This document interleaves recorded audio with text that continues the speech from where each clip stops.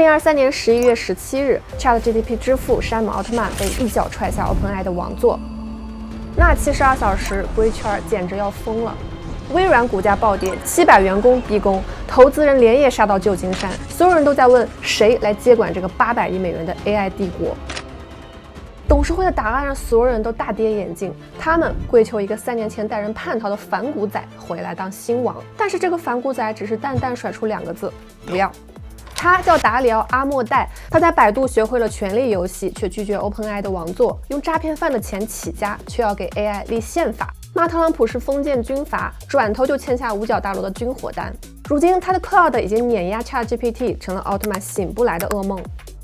大家好，这里是有点在理，欢迎来到硅谷宇宙。今天我们来扒一下硅谷最势不可挡的 AI 新王达里奥·阿莫代。他到底是守护 AI 安全的美国队长，还是最会包装的利己主义者？要了解他关于生存还是节操的终极博弈，请让我们一起闪回新王登基的起点。2020年距离 ChatGPT 震撼世界还有2年，但就在这场技术爆炸的前夜 ，OpenAI 内部一场关于 AI 灵魂的信仰之战已经到了爆发的临界点。一边是技术核心阿莫代，他陷入一种近乎病态的安全焦虑，在他眼里 AI 是核武器，必须先上枷锁。他想要更多资源投入安全研究，确保 AI 是一个有法可依的公民。另一边是刚在 OpenAI 登上帝位的山姆·奥特曼，他主打暴力美学，想直接一步到位打造一个听话的上帝，而且态度极其强硬，什么安全问题以后再说。讽刺的是，暴力美学这个词儿恰恰是阿莫代自己发明的。2017年，他发表那篇后来被称为 AI 界万有引力定律的缩放定律。核心结论简单粗暴，模型越大，数据越多 ，AI 就越聪明。正是因为他是第一个推导出这个规律的人，所以他比任何人都清楚，这股力量一旦失控，后果不堪设想。但奥特曼烦了，当时的 OpenAI 已经不是最初那个理想主义的小作坊了，他刚把马斯克挤出局，非盈利的招牌也换成了有上限的盈利公司。微软10亿美元已经到手，估值飙升，全世界都在等他们的下一步，想让 OpenAI 停下来，门儿都没有。奥特曼的态度越发强硬，甩出一句话：竞争对手不会等我们。在他眼里，阿莫代已经从天才将军变成了碎嘴神父。后来，阿莫代兄妹在私下甚至用煤气灯效应来形容奥特曼的行为，暗讽奥特曼说一套做一套，很会操纵情绪，让人怀疑自己的判断。分歧越来越大，摆在阿莫代面前的只有2条路：要么跪着看野兽出笼，要么彻底出走。不过，阿莫代不是第一次经历这种场面了。2014年，他在百度硅谷 AI 实验室待过，那是中国科技巨头砸3亿美元，请 AI 教父吴恩达挂帅的研究院，汇聚了全球顶尖人才。但他亲眼见证了这个实验室是怎么死的。北京总部对 KPI 的狂热与硅谷研究理想剧烈撕裂，管理层内斗，战队互相拆台，最终逼得吴恩达出走，核心团队四散，最聪明的大脑死于最愚蠢的办公室政治。所以，当他意识到在 OpenAI 已经无法改变任何事实，他选择了最极端的方式，他要打造一座自己的 AI 安全理想王国。2020年12月的一个深夜，阿莫代带着妹妹丹尼拉干了票大的，他们完成了一场惊天洗劫，带走了 OpenAI 的部分核心研究员。这些人正是创造 GPT-3 的技术灵魂，是 OpenAI 最核心的大脑。他用一种近乎宗教的理想主义告诉追随者，我们不是在创业，我们是人类 AI 安全的防火墙。一个新的 AI 国度 Anthropic 诞生了。第二天早上，当奥特曼走进办公室，才发现核心团队的几个工位竟然空了，但他并没有表现出哪怕1秒钟的迟疑，更没有停下扩张的脚步。奥特曼继续踩油门，后来造出了 ChatGPT。阿莫代开始修宪法，后来造出了让奥特曼夜不能寐的克星 Cloud。2个人2条路2种信仰，谁对谁错，历史会给出答案。但眼下阿莫代有一个更紧迫的问题，创业要钱。训练一个顶级 AI 模型，烧钱速度堪比发射火箭，他需要一个金主。很快，一个人找上门来，出手就是5亿美元。阿莫代以为自己遇到了救世主，但他不知道的是，7个月后，这个人会成为美国加密货币史上最大的金融诈骗犯。他的名字叫山姆·班克曼·弗里德。在 AI 这个堪比钞票焚烧炉的行业，理想主义是有价码的，而且贵得离谱。你要造出能对抗 GPT 的模型，就得买英伟达的芯片，那是几十万美金一块的黑盒子，一烧就是成千上万块。阿莫代算了一下，光算力费每个月就要烧掉数千万美金。他面临一个极其讽刺的悖论：他为了不让 AI 变成资本的玩物而离开，现在必须跪倒在更大的资本面前求生。就在阿莫代最绝望的时候，一个留着爆炸头、穿着大裤衩、开会时爱打英雄联盟的年轻人敲响了他的门。这个年轻人江湖人称 SBF，彼时他可是加密货币界的救世主，是 Top 3交易所 FTX 的创始人，年纪轻轻净资产就高达260亿美元，更是福布斯封面的常客。为啥 SBF 会看上阿莫代呢？因为他们有一套共同的黑话，有效利他主义，翻译成大白话就是先用最疯狂的手段赚最多的钱，再假装用这些钱去拯救世界。阿莫代的口号是用安全 AI 拯救人类， SBF 高呼用金融魔法赚钱救人。两个自诩为圣徒的疯子在2022年4月一拍即合。 SBF 通过他的对冲基金大手一挥，给了 Anthropic 5亿美元。要知道当时 Anthropic 估值才25亿美元，这笔钱简直是天降圣钞。阿莫代也终于能挺直腰杆，向看好戏的人证明，离开 OpenAI 他一样能造神。但上帝的每一份礼物早已在暗中写好了价格，他没想到这泼天的富贵会变成他的索命咒。7个月后，SBF 挪用80亿美金客户资金的丑闻震惊全球 ，FTX 帝国在短短的72小时内土崩瓦解。在1个月之后 ，SBF 戴着手铐登上了全球新闻头条，这成为美国历史上最大的金融诈骗案之一。全世界的镁光灯瞬间转过头，死死地盯住了阿莫代。人们发现，那个自诩为 AI 救世主、人类最后防线的 Anthropic 背后最大的金主，竟然是这个偷窃客户存款的骗子。阿莫代手里的5亿美元，每一分都沾满了全球投资者的血汗。Anthropic 的形象瞬间从圣徒跌成了销赃者。联邦检察官要求收回这笔钱来偿还债主，阿莫代被推到了悬崖边上，退钱公司当场倒闭，不退他这辈子都洗不掉伪君子的标签，怎么选都是死路。就在此时 ，AI 史上最魔幻的逆转发生了 ，ChatGPT 突然爆火，全球科技巨头陷入疯狂。当时 OpenAI 已经和微软这个大腿深度绑定，谷歌和亚马逊为了不在 AI 竞赛中掉队，慌忙先后砸下60亿美金注入 Anthropic。那笔燃血的5亿美金不仅没有拖垮阿莫代，反而因为公司估值的暴涨，变成了一块价值150亿美金的香饽饽。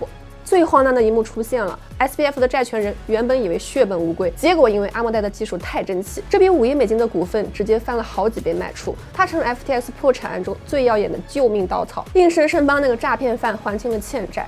一个骗子偷了客户的钱去投 AI， 最后竟然靠 AI 救了所有被他骗的人。这种反转再反转的剧情，连好莱坞编剧都不敢这么写。但即便是这样，依然没人觉得阿莫代是赢家。彼时的奥特曼已经成为了全球科技圈最炙手可热的人物，全世界都在为他的造神计划而疯狂。而阿莫代呢，顶着拿了骗子钱的污点，窝在实验室里，像个苦行僧一样，没日没夜的推演。相比 ChatGPT、Cloud 还只是个小众产品， Anthropic 还只是个理想主义者的自嗨俱乐部。硅谷的聚光灯全都打在奥特曼身上，他阿莫代在等一个能洗刷污名、能真正证明安全派价值的瞬间。他知道以奥特曼那种闷眼狂奔的性格 ，OpenAI 迟早会撞上南墙。只是他没想到这一天来得这么快，而且是以一种近乎自杀的方式。他的老东家 OpenAI 爆发了人类科技史上最荒诞的政变。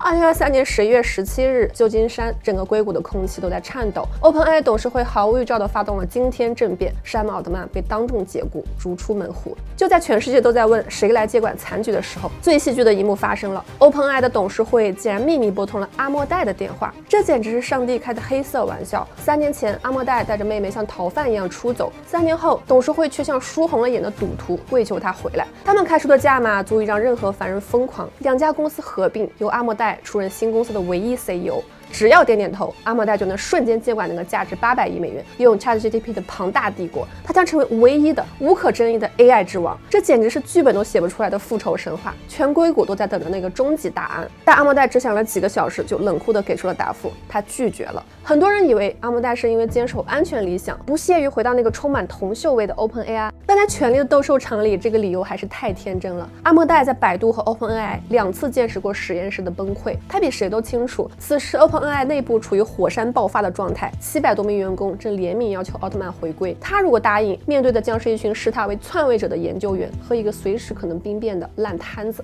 当然，他有更深层的考量，复仇的最高境界不是取而代之，而是彻底掏空。阿莫代拒绝了王位，但他转手就干了一件更狠的事情，他开启了声势浩大的大脑迁徙计划。OpenAI 的核心对齐团队，那些曾经造出 GPT 的功臣们，开始一个接一个的被阿莫代挖进 Anthropic 的大门。他不再需要大费周章的洗劫。奥特曼的商业野心让追求 AI 安全的天才们开始感到恐慌，而阿莫代的安全理想国成了他们最后的避风港。就在奥特曼重返王座，忙着应付各种商业合同，当 OpenAI 在内斗的余震中喘息之时，阿莫代又接连出招，趁你病要你命，一场对老东家的反向包围开始了。复仇的最高境界从来都不是公关稿上的口口水战，而是纯粹的令人窒息的技术统治力。他趁着老东家军心不稳，先是果断按下 Cloud 3的发布键，紧接着在2024年祭出了真正的大杀器 Cloud 3.5 Sonnet。这一刀直接捅到了奥特曼的肺管子上。在硅谷开发者的眼中，曾经不可一世的 GPT-4突然变得笨拙而啰嗦，而 Cloud 却像一个能预判你下一步逻辑的智者。尤其在最硬核的代码生成领域， Cloud 展现出的恐怖直觉，让原本属于 OpenAI 的领地开始成片陷落。但最让奥特曼寝食难安的是那个被称为开发者左膀右臂的终极工具 Cloud Code。它的出现创造了软件史上从未见过的奇迹。发布仅仅6个月，年收入就暴力突破10亿美元。阿莫代只用了6个月，就走完了别人需要奋斗10年的路。此时的阿莫代已经坐稳了硅谷中第2级的位置。他不再是那个躲在角落里的焦虑研究员，他成了 AI 权力争霸最势不可挡的新王。然而，当阿莫代逐渐坐稳王座，当他开始掌控越来越强大的 AI 军团时，那个曾经口口声声说要给 AI 立宪法，要守护人类最后一道防火墙的美国队长开始变了。这位新王要给他的 AI 穿上军服。